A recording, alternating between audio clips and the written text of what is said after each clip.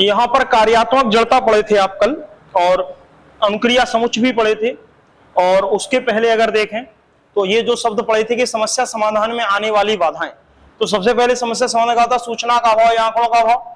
अगर पर्याप्त आंकड़े होंगे ही नहीं आपके पास तो फिर आप समस्या का समाधान कहां से करोगे।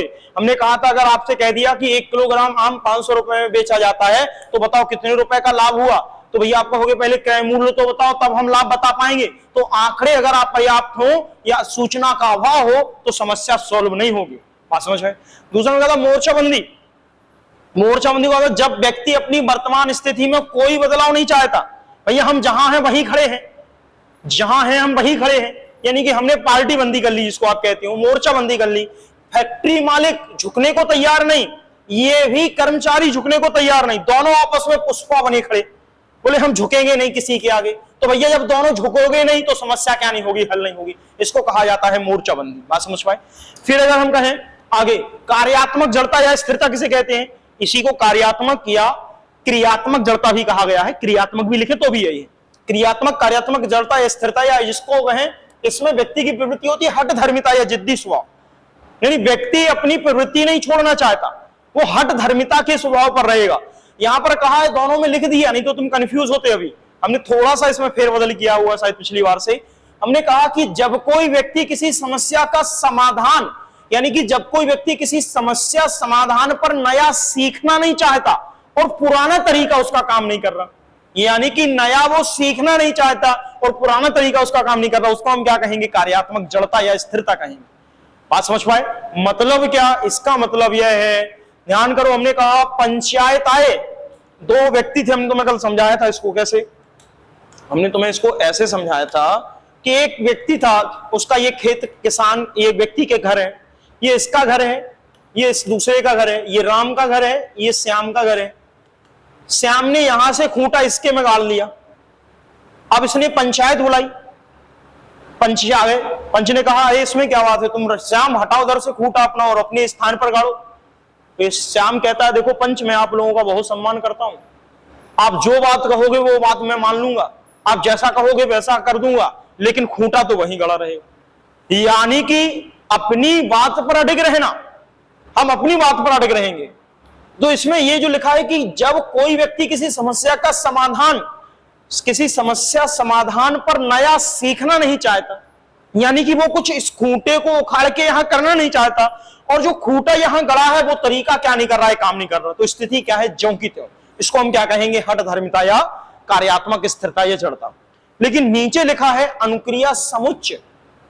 अनुक्रिया समुच्चय का मतलब क्या है, समस्या तो बदल रही हो लेकिन हल करने का तरीका एक ही हो, यानी एक ही तरीके से हम सारी समस्याओं को हल करने का सोचें तो ऐसा संभव नहीं। भैया आपको कहते हो कि हमने तो केवल एक फॉर्मूला सीख लिया, प्रॉफिट बराबर विक्रय मूल्य माइनस क्रय मूल्य, हमने तो बस एक फॉर्मूला सीख लिया, हम तो इसी फॉर्मूले से गणित के सारे सवाल लगा लेंगे। तो क्या ऐसा संभव है कि एक ही फॉर्मूले से गणित के सारे सवाल लगा लिए जाएं? नहीं। तो इसमें यही कहा है समस्या बदल रही है तो हल भी बदलना पड़ेगा। आपकी समस्या अगर बदल रही है लेकिन हल करने का तरीका अगर एक ही है तो समस्या का समाधान नहीं होगा, यानी कि समस्या ज्यों के त्यों रहेगी। भैया सवाल आया आपका चक्रवृद्धि ब्याज का, और तुम तो कह रहे हैं हमारे पास प्रॉफिट लॉस का फॉर्मूला है, तो क्या प्रॉफिट लॉस के फॉर्मूले से चक्रवृद्धि ब्याज का सवाल हल हो जाएगा? जवाब है नहीं। बात समझिए कि नहीं समझे। तो ये समस्या समाधान में आने वाली बाधाएं कि कब कब जो है वो समस्या समाधान में बाधाएं उत्पन्न होंगी, इसके अंतर्गत और भी है, 2-3 और लिख लेते हैं, देखना कैसे। पक्षपात, पक्षपात भी रहेगा।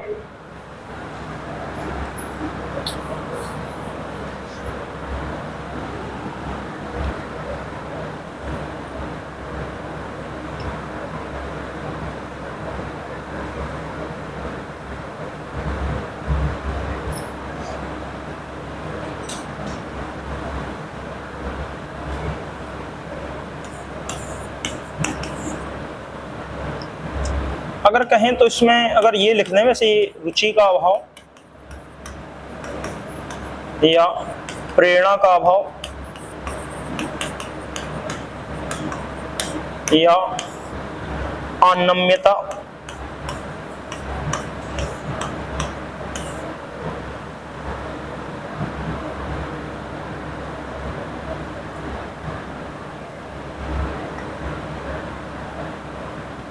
और पूर्वाग्रह।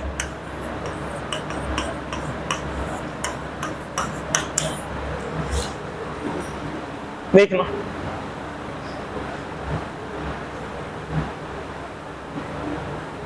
पक्षपात, रुचि का अभाव, प्रेरणा का अभाव, अनम्यता और पूर्वाग्रह, अगर ये चीजें भी रहेंगी तो भी समस्या का समाधान जो है वो नहीं होगा। कैसे? देखना, सबसे पहले कहा है पक्षपात।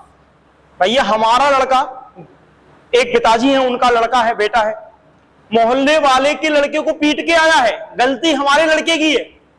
अब भैया हम अपने लड़के को समझ के अपने लड़के का पक्ष ले रहे हैं, तो फिर विवाद जो है वो ज्यों का त्यों रहेगा।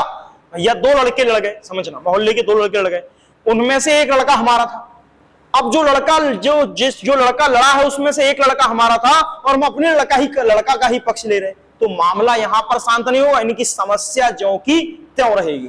तो पक्षपात नहीं करना है समस्या समाधान के दौरान, आपको निष्पक्ष रहना है, तभी जाके समस्या का क्या हो पाएगा, समाधान हो पाएगा। रुचि या प्रेरणा का अभाव, एक व्यक्ति जिसको समस्या समाधान करने के लिए कोई प्रश्न दिया गया है लेकिन उसका मन ही नहीं है, इंटरेस्ट ही नहीं है, वो मोटिवेटेड ही नहीं है कार्य करने के लिए, तब भी समस्या आपकी क्या रहेगी, ज्यों की त्यों रहेगी। अनम्यता और पूर्वाग्रह को और समझ लेते हैं कि अनम्यता क्या है। देखना, अनम्यता को एक प्रकार से अगर देखें तो अनम्यता जो है वो आपका ठीक उसी प्रकार से रहेगा जिसको आप कह रहे हो जड़ता, जिसको आप रिजिडनेस कह रहे हो कार्यात्मक स्थिरता, सेम वही है। बस केवल अगर वो अनम्यता से पूछे तो भी तुम उसको कह देना कि जब व्यक्ति अपने आप को बदलना ही नहीं चाहे, वो तो अपने पूर्व नियमों पर ही आधारित है, वो कुछ नया सीखना नहीं चाह रहा, वो पुराना तरीका उसका क्या नहीं कर रहा, काम नहीं कर रहा, तो वो क्या कहलाएगा, अनम्यता ही कहलाएगा, यानी कि रिजिडनेस ही कहलाएगी। पूर्वाग्रह अगर कहें तो पूर्वाग्रह का मतलब एक व्यक्ति कोई पूर्व धारणा से ग्रसित है, यानी कि पूर्व धारणा का मतलब क्या, एक व्यक्ति पूर्व धारणा से क्या है, आपका ग्रसित है, यानी पूर्व धारणा का मतलब है किसी गलत अवधारणा से ग्रसित है, उसी को उसने दिमाग में बैठा रखा है। अब जब तक वह अपनी गलत धारणा को निकाल नहीं देगा और सही धारणा को नहीं अपना लेगा, तब तक समस्या का क्या नहीं होगा, समाधान नहीं होगा। तो याद रखना, जैसे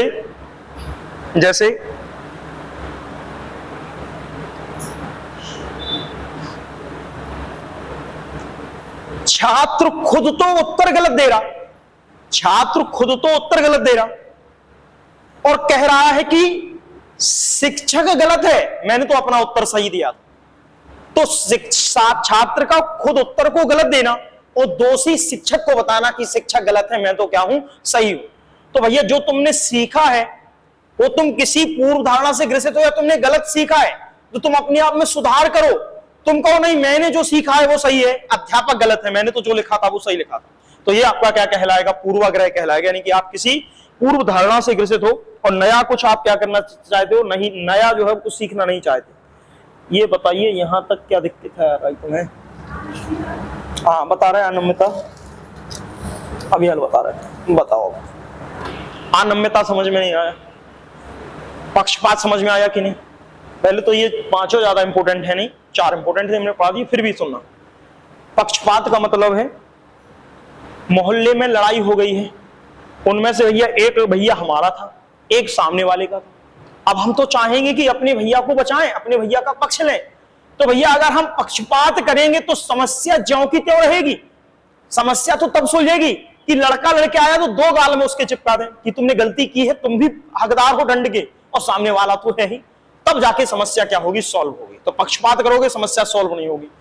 दूसरा है रुचि या प्रेरणा का भाव, भैया किसी सवाल को पढ़ रहे हो लेकिन उस विषय में मन ही नहीं है तो वो समस्या सॉल्व नहीं होगी। प्रेरणा का भाव, भैया तुम मोटिवेट ही नहीं हो, हतोत्साहित हुए बैठे हो, तो भी समस्या का क्या नहीं कर पाओगे, हल नहीं कर पाओगे। अनम्यता, अनम्यता का मतलब कहा है रिजिडनेस, रिजिडनेस जो अपने आप में बदलाव नहीं चाहता, वही खूंटा गाड़ देना, भैया खूंटा तो यही गड़ा रहेगा, इसका वही मतलब है। अगर पूछे तो अनम्यता भी हमें वही समझनी है, पुराना तरीका काम नहीं कर रहा और नया तरीका हम सीखना नहीं चाहते, वो भी आपकी अनम्यता ही है, जिसको हमने जड़ता कहा है। तुम्हें जड़ता का मतलब वही तो है, जो नम्य ना हो वो जड़ है। इसके बाद कहा है पूर्वाग्रह, तो पूर्वाग्रह में कहा है अगर कोई व्यक्ति कोई गलत अवधारणा से ग्रसित है, उसने कोई गलत अवधारणा दिमाग में बैठे रखी है तो भैया वो गलत अवधारणा जब दिमाग में बैठी है तो उसी तरीके से क्या करेगा, काम करेगा, क्योंकि वो नया कुछ सीखना नहीं चाहता, तो ये समस्या क्या नहीं होगी, आपकी सॉल्व नहीं होगी। तो ध्यान रखना, ये सब मिलते जुलते वर्ड हैं, कंफ्यूजन शायद हो भी रहा होगा, लेकिन फिर भी तुम्हें याद रखना है। चलिए आगे चलते हैं और देखते हैं आगे, समझ लो।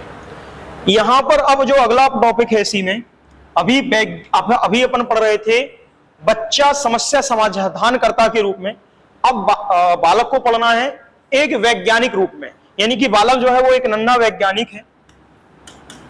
बालक जो है वो एक नन्हा वैज्ञानिक है।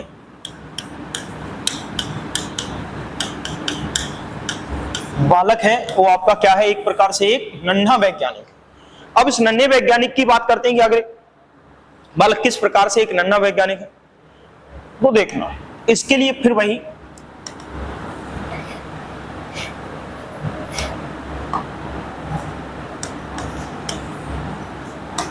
सबसे पहले तो ये नन्हा वैज्ञानिक किसने कहा है, तो पियाजे ने शब्द दिया है। पियाजे ने ऐसा क्यों कहा, तो पियाजे ने इसलिए कहा कि बालक अपने ज्ञान की रचना स्वयं करता है, जिस प्रकार से वैज्ञानिक अपने ज्ञान की रचना करते हैं। तो जब बालक अपने ज्ञान की स्वयं रचना कर रहा है, यानी कि बच्चा जब जन्म से ही, जब उसने जन्म लिया है, शुरुआत से ही अपने ज्ञान की रचना वह स्वयं ही करता रहा है। कुत्ते बिल्ली के बारे में जानकारी वो अपने हिसाब से ढाल रहा है मस्तिष्क में, तो वो अपने ज्ञान की रचना क्या कर रहा है, खुद कर रहा है। तो बालक एक प्रकार का आपका क्या है, नन्हा वैज्ञानिक। ये किसने कहा है, आपके पियाजे ने कहा है। अगर कहें यहां पर तो किस लिए कहा है नन्हा वैज्ञानिक, क्योंकि बालक अपने ज्ञान की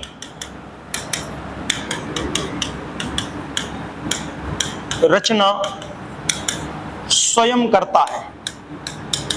बालक है वो अपने ज्ञान की रचना क्या करता है, स्वयं करता है। तो हम उसको क्या कहेंगे कि बालक जो रहेगा वो आपका क्या रहेगा, नन्हा वैज्ञानिक। लेकिन सर यहां से अपना काम नहीं बना अभी कि आप सोचो कि अपना काम बन गया। सबसे यह है कि हमें यहां सिद्ध करना है कि बच्चे को वैज्ञानिक क्यों कहेंगे।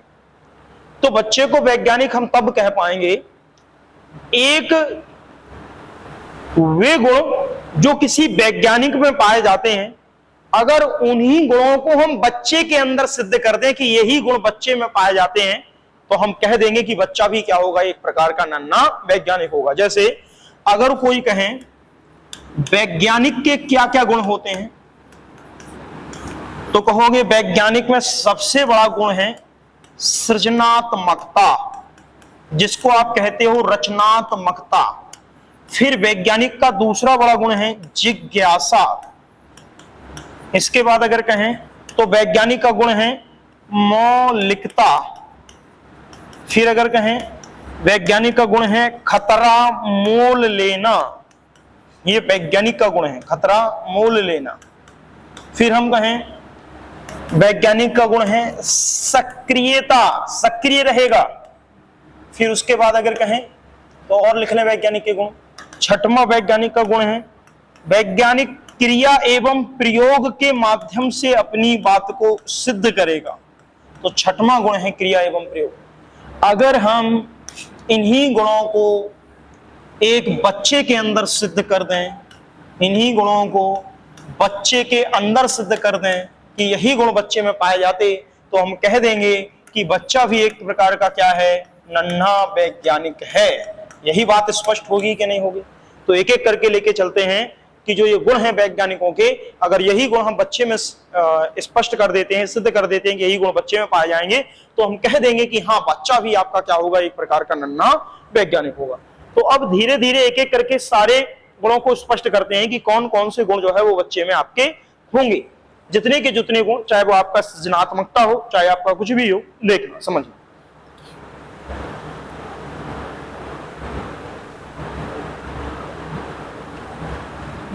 देखना तो सबसे पहला गुण लेते हैं सृजनात्मकता, यूं लेते हैं बीच में, या इसको ही कहा जाता है रचनात्मकता, इंग्लिश का हो तो क्रिएटिविटी। चलिए देखना, अब रचनात्मकता या सृजनात्मकता की बात करें तो ये तो गुण वैज्ञानिकों का है। लेकिन अगर बच्चे में ये गुण अगर मिल गए तो हम आज से कहेंगे कि बच्चा भी क्या कहलाएगा, हमारा नन्हा वैज्ञानिक कहलाएगा। तो सबसे पहले तुम बच्चे को देखो भैया, गुण। बच्चे को आप कॉपी पेन दे दो। आज पापा मार्केट से कॉपी लाए हैं और पेंसिल लाए हैं या पेन लाए हैं, बच्चे को दे दो, लो बेटा तुम बढ़िया इस पे लिखना।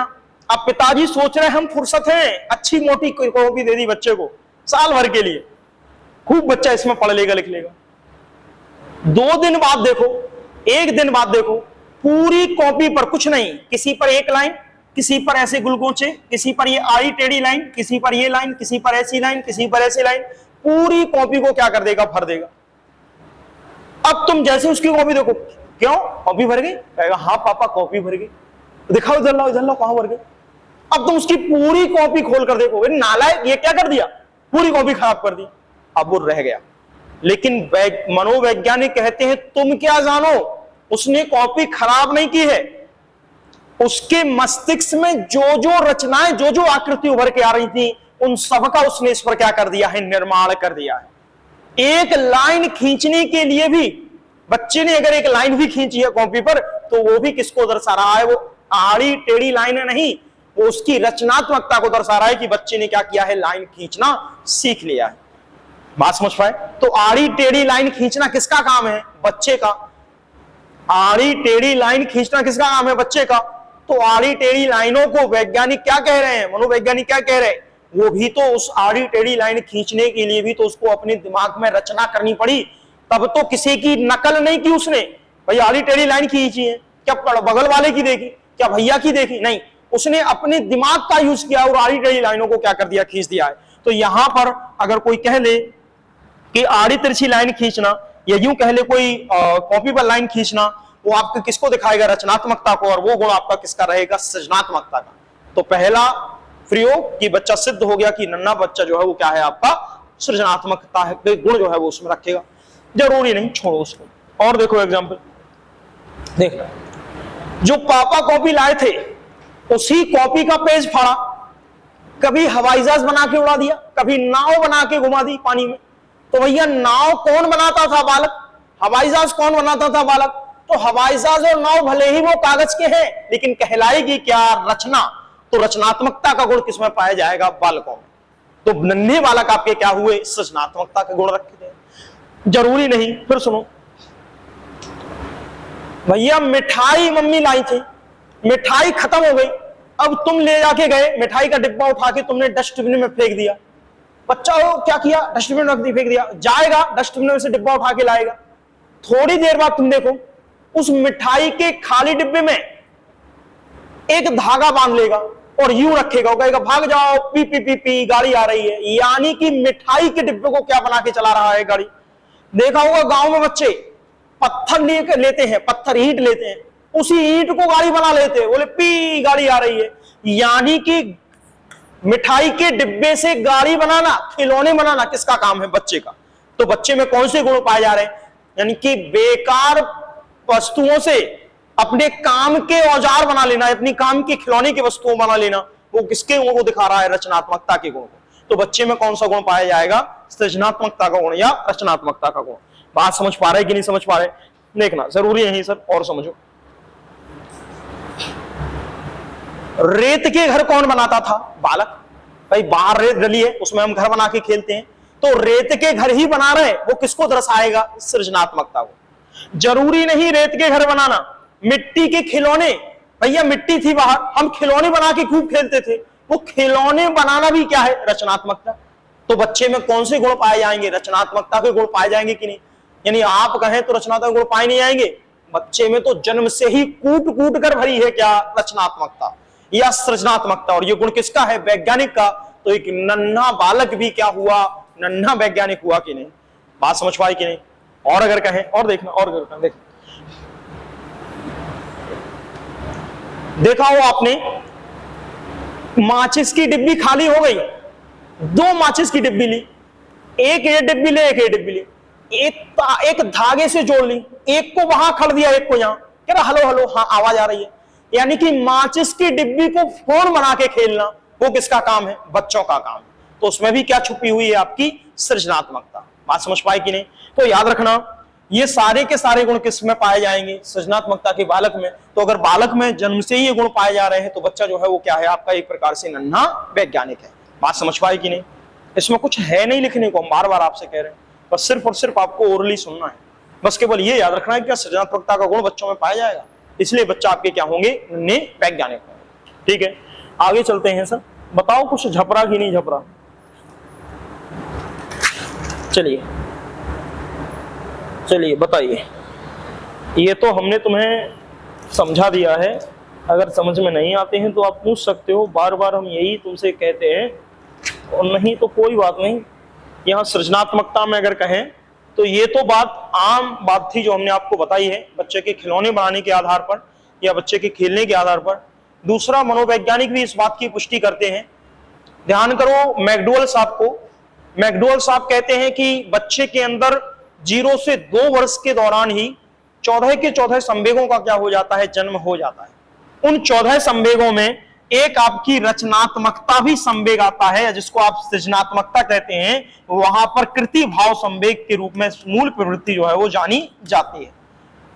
तो आपके जो मैकडूगल साहब हैं वो भी अपने सिद्धांत में स्पष्ट कर रहे हैं कि भाई रचनात्मकता का गुण या कृति भाव का गुण या रचना करने का गुण या रचना करने की प्रवृत्ति बच्चे में 2 वर्ष में ही क्या है? आपकी आ जाती है। तो जब मनोवैज्ञानिक भी इस बात को पुष्टि कर रहे हैं तो यानी कि जो बच्चा है वो आपका क्या कहलाएगा? एक प्रकार से नन्हा वैज्ञानिक कहलाएगा। ये बात समझ पाए कि नहीं?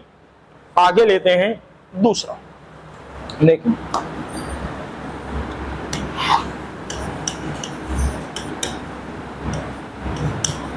दूसरा गुण है जिज्ञासा। समझना जिज्ञासा क्या है या जिज्ञासा किसे कहते हैं। ठीक है, अगर हम कहें कि जिज्ञासा, तो आप भी जानते हो कि एक प्रकार से जो गुण है वो आपका जिज्ञासा वैज्ञानिकों का गुण है, क्योंकि जब तक जिज्ञासा उत्पन्न नहीं होगी तब तक किसी भी प्रकार का कोई आविष्कार हो नहीं सकता। न्यूटन पेड़ के उस पार्क में बैठे हुए थे, जब पेड़ से फल गिरा तो उनके मन में ये जिज्ञासा उत्पन्न हुई कि आखिर ये पेड़ से जो फल है वो टूटकर नीचे ही क्यों गिरा, और उन्होंने क्या कर दिया? उस जिज्ञासा से एक आविष्कार कर दिया। बात समझ पाए? तो याद रखना है कि यहाँ ये जिज्ञासा भी किसका गुण है? वैज्ञानिकों का गुण है। आप कह सकते हो आविष्कार की शुरुआत ही कहां से होती है? जिज्ञासा से होती है। कोई भी आविष्कार है वो जिज्ञासा से ही शुरू हुआ। अगर भाप का इंजन बनाया गया तो वो भी एक जिज्ञासा से, कि किस प्रकार से प्लेट जो है वो बार बार ऊपर उठ रही है और नीचे गिर रही है, उससे जिज्ञासा जन्म ली कि आखिर ये प्लेट क्यों ऊपर उठ रही है भाप से। उसने क्या बना दिया है? भाप का इंजन बना दिया। तो याद रखना जिज्ञासा ही किसको जन्म देती है? आविष्कार को जन्म देती है। तो अगर हम ये कह दें जिज्ञासा, अगर एक बालक के अंदर जिज्ञासा के गुण देखने को मिल गए तो हम कह देंगे कि बच्चा भी आपका क्या कहलाएगा? एक प्रकार का नन्हा वैज्ञानिक कहलाएगा। क्योंकि चाहे न्यूटन साहब हो, चाहे आर्किमिडीज साहब हो, चाहे आपके जेम्स वाट हो, जिन्होंने भी आविष्कार किया है या खोज की है, उनकी शुरुआत किससे हुई है? जिज्ञासा से हुई है। तो यहां पर अगर हम कहें बालक के अंदर किस किस प्रकार की जिज्ञासा उत्पन्न होंगी, उनको भी देख लेते हैं। सुनना,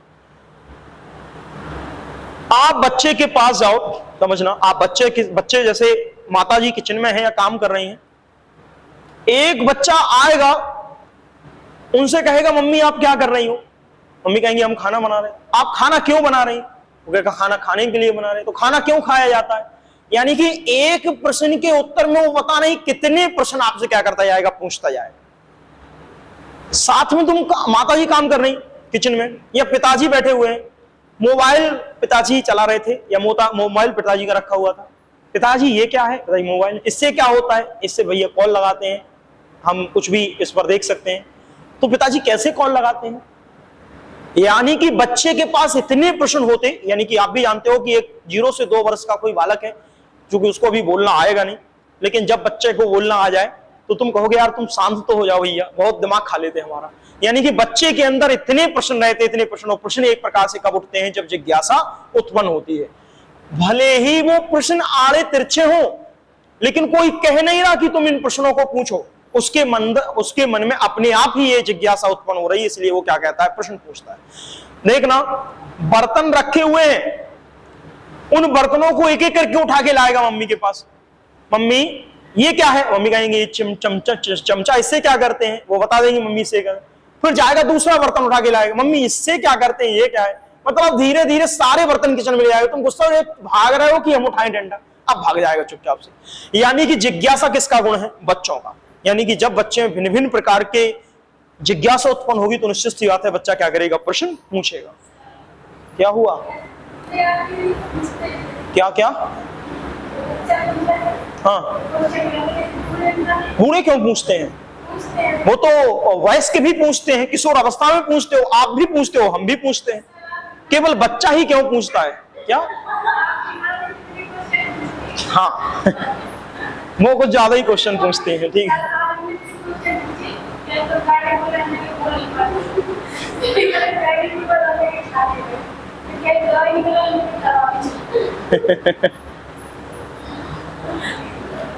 चलिए इधर देखना सर, एक मिनट, हाँ क्या हुआ, और कोई डाउट नहीं, कोई डाउट है नहीं तो आगे चले, नहीं रुक जाएं, रुक जाएं, रुक जा रहे हैं, मैं क्या दिक्कत है, लो 3 रह गए, ये कल पढ़ा देंगे, मतलब कल। अच्छा एक काम